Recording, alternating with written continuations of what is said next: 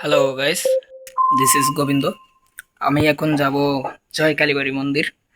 আজকে জয় কালীবাড়ি মন্দিরে গণেশ পূজার অধিবাস কীর্তন হচ্ছে বা পাঠ হবে শুনেছি। তো এখন আমরা যাচ্ছি কালী মন্দিরে। ঘর থেকে বেরোনো মাত্রই কারেন্ট চলে গেল। যাই হোক, তারপর কিছুক্ষণ পরে দেখলাম কারেন্ট চলে আসলো আবার। এটা একটা ভালো দিক।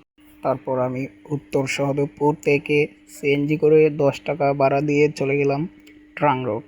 ট্রাং রোডের দোয়েল চত্বরের পাশ দিয়ে হাঁটতে হাঁটতে এখন আমি কালী মন্দিরের কাছে পৌঁছাচ্ছি।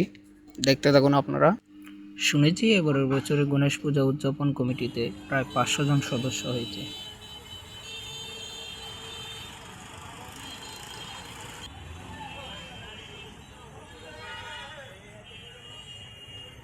এখন আমি আছি মন্দিরের বিপরীত পার্শ্বে। তো চলুন আমরা কাছে যাই, আরো মন্দিরের কাছে গিয়ে দেখি কেমন লাগে। মন্দিরের গেটটা খুব সুন্দর সাজাইছে ভাই, নিজে চক্ষুতে দেখলে বুঝতে পারবেন।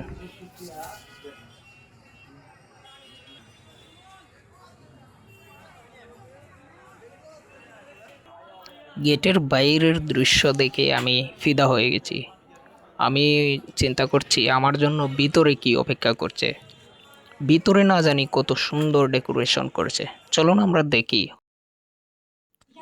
কিছুক্ষণের মধ্যেই পাঠ শুরু হবে, গীতা পাঠ, কীর্তন এবং বিশেষ আলোচনা। আর সেই কারণে অনেক ভক্ত হয়েছে। ইতিমধ্যে দেখেন প্রায় হাজার হাজার ভক্তরা জমায়েত হয়েছে এই মন্দির প্রাঙ্গণে।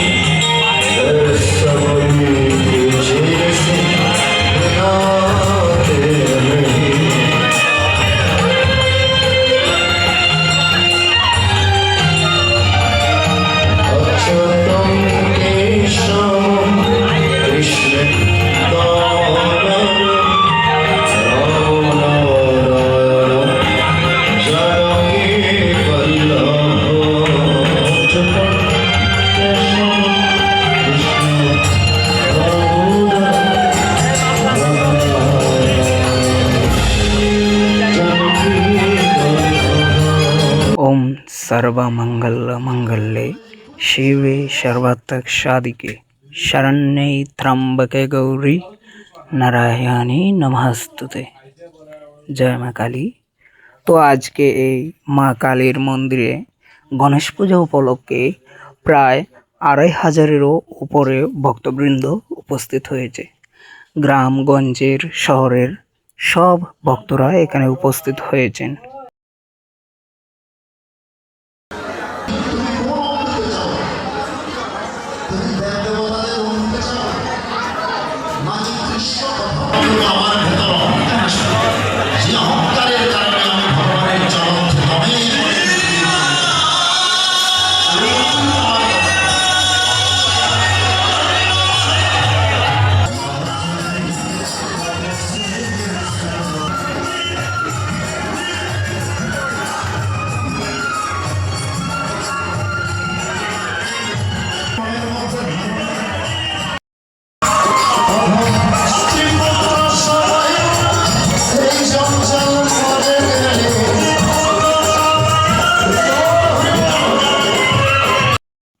গণেশ পূজা দেখলাম, খুব ভালো লাগলো।